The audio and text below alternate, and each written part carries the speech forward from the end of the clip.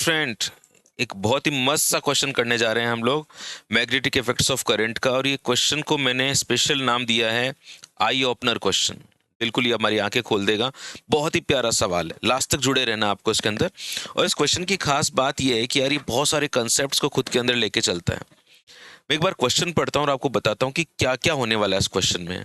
A charge particle of mass m in charge q is projected into a uniform magnetic field of magnetic induction b with the speed v such is perpendicular to b। देखो ये magnetic field दिखा रखा है, इसके अंदर v velocity से particle आ रहा है। और हम लोगों ने ढेरों सारे क्वेश्चन कर रखे हैं इसके जैसे, लेकिन ये क्वेश्चन कैसे खास है जरा देखते हैं। The width of the magnetic field is d। d लंबाई तक फैला हुआ है विड्थ तक। The impulse imparted to the particle by the field is. कितना इम्पल्स लगाया जाएगा, इम्पल्स का मतलब जानते हो ना आप, change in linear momentum. Okay, लेकिन एक कंडीशन दे रखी है और ये कंडीशन इस क्वेश्चन को बहुत खास बना देती है। ये क्वेश्चन है कि जो डी है this is very very less than M V upon Q B. Okay, तब क्या होगा। ठीक है जी, अब देखो क्या खास बात है इस क्वेश्चन में और कैसे मेरे को आगे बढ़ना। पहले इस क्वेश्चन को एनालिसिस करते हैं। देखो ये जो है D is very very less than M V upon Q B. एक बात तो आप लोग जानते हो कि कोई भी पार्टिकल जब किसी मैग्नेटिक फील्ड में एंटर करता है, ये लीजिए मैंने एक मैग्नेटिक फील्ड बनाया, और अगर मैं इस मैग्नेटिक फील्ड में एक चार्ज पार्टिकल की एंट्री करवाता हूं कि हमने मारी एंट्रियां और दिल में बजी घंटियां, ये वी वेलोसिटी से पार्टिकल अंदर एंटर किया, मान लीजिए पॉजिटिव चार्ज है। तो बताओ राइट हैंड रूल लगाओ, right hand palm rule. Right hand palm rule आपको क्या बोलता है कि अगर आपकी जो राइट हैंड अगर आप लेते हैं तो ये जो राइट हैंड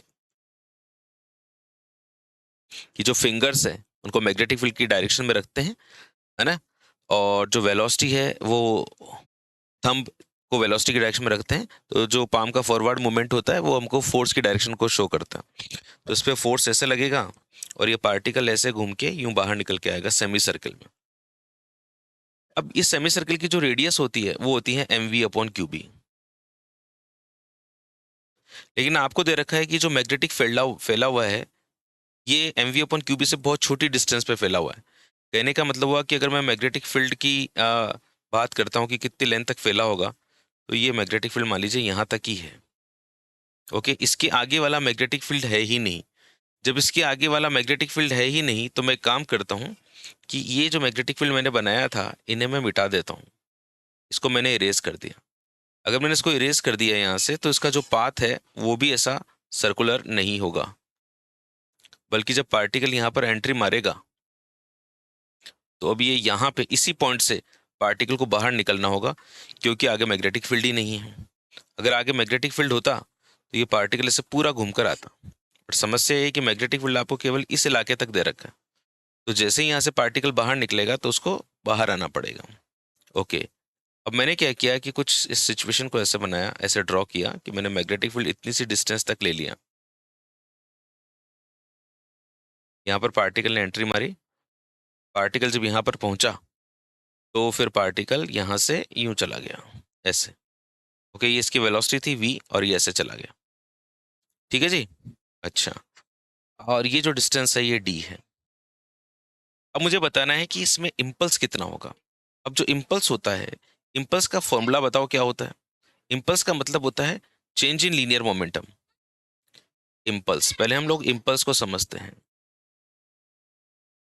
इम्पल्स का मतलब होता है change in linear momentum, P final minus P initial.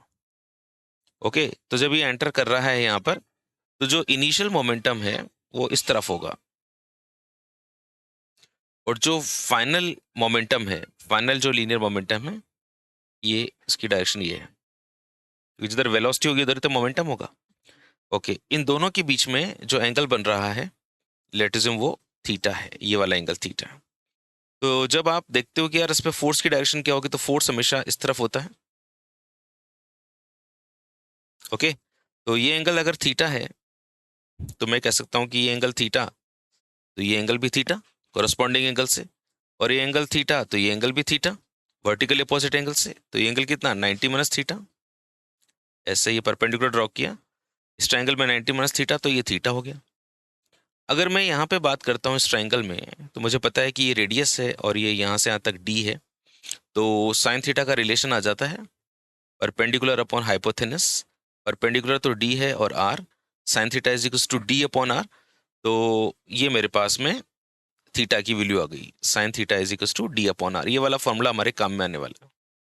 और बात जैसे मैं आपको बता रहा था कि इम्पल्स की, तो इम्पल्स में मैंने देखा कि इनिशियल मोमेंटम तो इधर है और फाइनल मोमेंटम इस तरफ है, तो P final minus P initial निकालना है।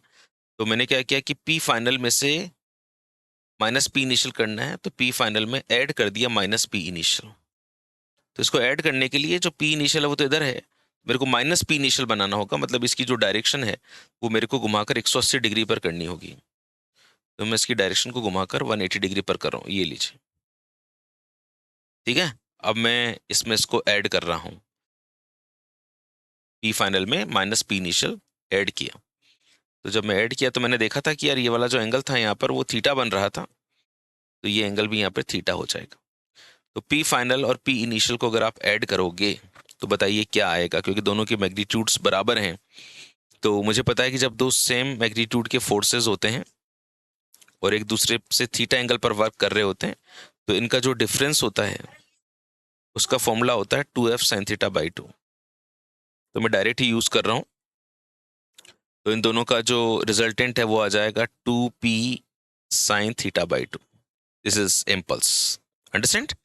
इसको आप लोग वेक्टर लॉ के फॉर्मूले से भी निकाल सकते हो, बहुत सिंपल, इस बहुत आसानी से ना। बाकी अगर आपको डायरेक्ट याद रहता तो बहुत अच्छी बात है।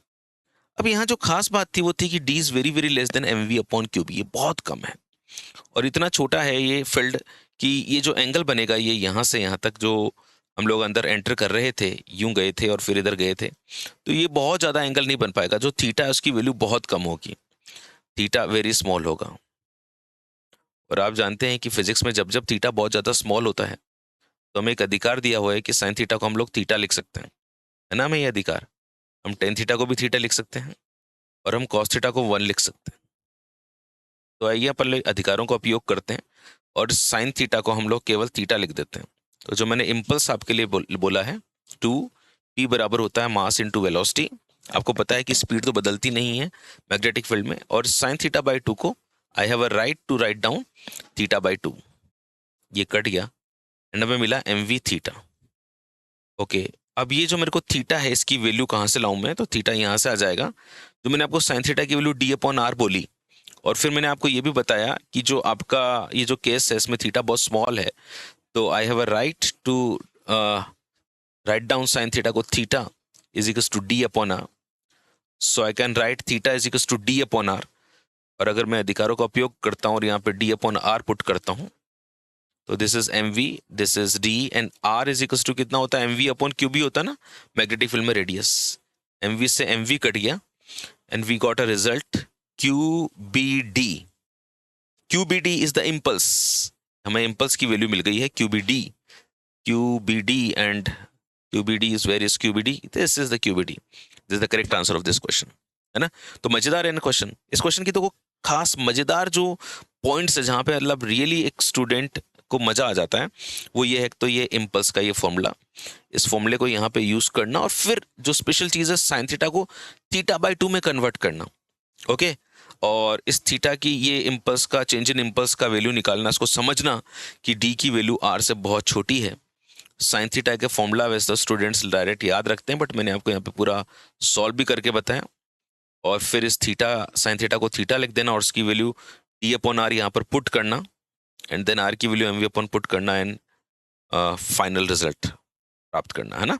था ना ये आई नो अपनर। ओके, ऐसे क्वेश्चंस को यार जब प्यारे क्वेश्चंस मिल जाए जो दिखने में तो सामान्य क्वेश्चंस के जैसे ही हो, लेकिन आपको सिखा के जाए, इन्हें अपनी कॉपी में नोट कर लेना चाहिए, है ना, पूरी इज्जत देनी चाहिए। ओके, और बस जुड़े रहना चाहिए एपीजी की दुनिया पे। यहाँ पे कमेंट बॉक्स भी बना रखा है इस वीडियो में, आप कमेंट बॉक्स का यूज़ किया करो, आपकी जो फीलिंग्स है उसको लिखा करो। फीलिंग्स का मतलब इस वीडियो के प्रति आपकी क्या फीलिंग है, आप फिजिक्स के लिए आपको और क्या चीज़ों की ज़रूरत है, मैं आपकी और कैसे सहायता कर सकता हूँ, है ना। ये चीज़ें सब चीज़ें कमेंट बॉक्स में लिखा करो, जिससे, क्योंकि यही एक वो तरीका है जो आपके और मेरे बीच में कम्युनिकेशन बनाता है, और ये होना चाहिए। ठीक है, खूब मेहनत करो, ईश्वर तुम्हारी सफलता तुमको जरूर सफलता देगा। जितनी ज़्यादा मेहनत उतनी अच्छी सफलता।